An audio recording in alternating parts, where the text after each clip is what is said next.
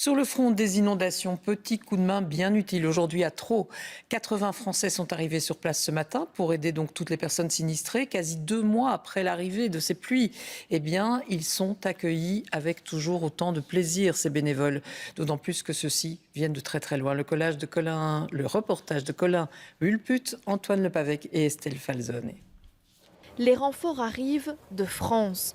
Un coup de main salutaire pour les sinistrés à Traux.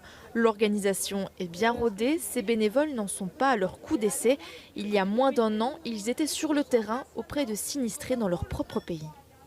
On a subi la tempête Alex dans l'ARPI niçois.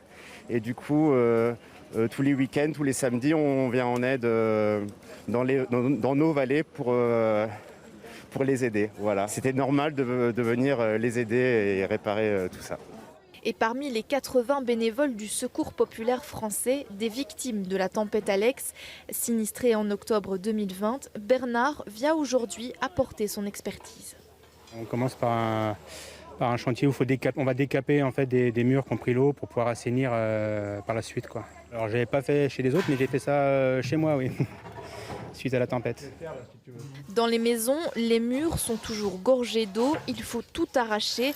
Des gestes connus que ces Français ont répétés des dizaines de fois. On nous a demandé d'enlever tous leurs vêtements des murs, qui sont pleins d'humidité, suite aux inondations, et pour qu'après ils puissent refaire tout propre, tout neuf, j'imagine, quoi. Et pour les habitants du quartier de la Brouque, le plus touché de la commune, l'aide est plus que bienvenue. Donc ils sont en train de décaper, donc enlever tout le plafonnage, nettoyer ce qu'il y a à nettoyer, par exemple la salle de bain, là où il n'y a rien à casser. Et puis on va aller nettoyer un peu la cave, quoi, donc enlever un peu ce qui reste comme boue et nettoyer les murs. Ça nous aide énormément, quoi, parce que bon, ils viennent avec du matériel aussi, nous on n'a pas nécessairement tout le matériel adéquat. Le chantier va durer 2 jours dans 40 habitations. Demain, les bénévoles iront prêter main forte aux personnes sinistrées à Chénet.